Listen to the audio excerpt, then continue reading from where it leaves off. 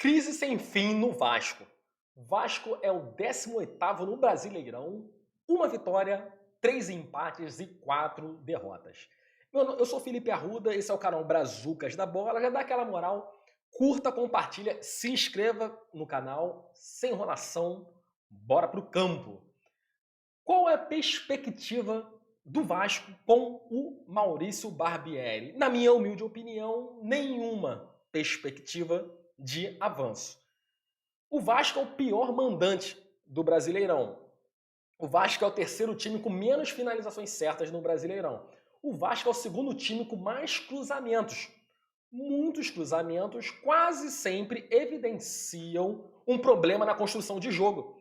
O jogador não sabe muitas vezes o que fazer e ele chega, joga a bola na área de qualquer jeito, e isso acontece muitas vezes no jogo do Vasco. O Vasco é o segundo time que mais permite que sua meta seja atingida. Ele é o time que mais concede finalização certa para o adversário e só perde para o América Mineiro. Então, a perspectiva de melhora com o Maurício Barbieri, para mim, é praticamente zero. Por quê?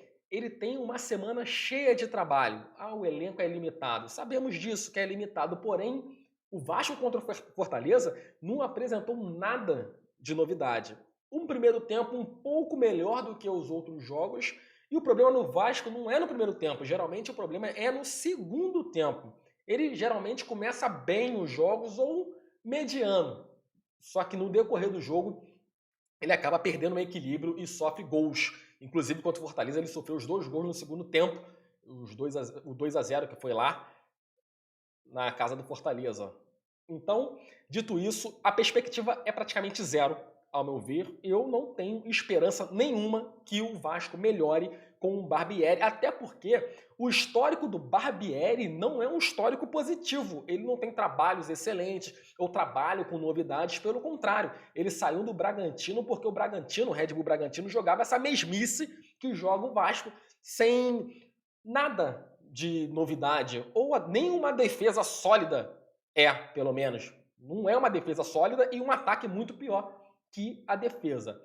Um outro tema desse vídeo é a gestão da 777 ou 777, tanto faz. Eles têm um histórico de fracassos ou uns trabalhos, no máximo, mediano. Eles dirigem 6 times. Só para a gente relembrar. Primeiro time, Hertha Berlim, caiu para a segunda divisão esse ano na gestão da 777. Standard Liège da Bélgica, foi o sexto colocado na primeira parte do campeonato belga. O Genoa estava na Série B, que caiu sob o comando da 777 e agora voltou para a Série A do campeonato italiano. Subiu para a primeira. O Sevilha é o outro time que é gerido pela 777 e terminou o campeonato espanhol, vai terminar em 11º colocado. Ou seja, os caras não têm histórico de vitórias. Assim, não tem histórico. Os caras não. Pô, o time que a 777 dirigiu, pô, melhorou pra caramba. Agora o time, eles foram campeões e eles não têm um histórico positivo. Ou de bons trabalhos, ou caramba, eles fizeram algumas situações que alavancaram outros times ao redor do mundo. Não, não é.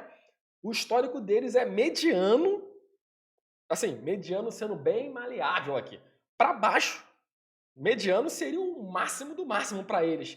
Então, o Vasco, que já está nessa crise, já vem nessa acesso e rebaixamento, a perspectiva é difícil com esses caras, porque eles não têm. Se eles fizessem se eles fizerem um bom trabalho no Vasco, será uma grande novidade, porque eles não têm um bom trabalho ou um grande trabalho ao redor do mundo, de vários títulos ou algo assim. Não tem. A 777 não tem um histórico de sucesso ao longo do mundo. Então, dito isso, a gente tem que começar a refletir, os torcedores do Vasco têm que começar a refletir se seria melhor que eles não tivessem vindo. Isso já começa a ser refletido, ou alguns torcedores do Vasco começam a levantar essa hipótese. E a torcida do Vasco está certíssima em cobrar. Cobrar até em inglês, né? Alguns vídeos aí saíram essa semana, e tá certo. Tem que cobrar mesmo. Tem que cobrar em inglês, tem que cobrar lá, tem que cobrar os caras, porque eles não podem ficar tranquilos. Pelo contrário. Irmão, é Vasco da Gama, filhão. Vasco da Gama não é, com todo respeito aqui falando, não é o Bangu, não é o Madureira, não é o Macaé, é o Vasco da Gama. São Januário. Não conhece a história de como foi construído São Januário? Não conhece a história do clube Vasco da Gama, esses caras?